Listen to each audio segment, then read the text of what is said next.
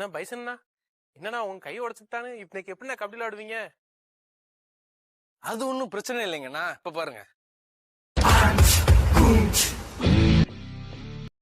அண்ணா உங்களுக்கு கையை தானே உடைச்சாங்கன்னா காலையும் சேர்த்து ஆடிட்டு இருக்கீங்க.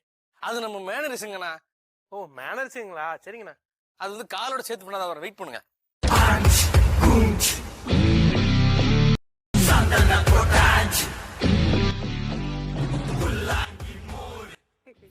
இப்ப பாருங்கண்ணா, வந்துருச்சுங்கண்ணா. அண்ணா கோழி போடலீங்கண்ணா. சொன்னா ஆ இப்ப விளையாடலாம். கபடி கபடி கபடி கபடி.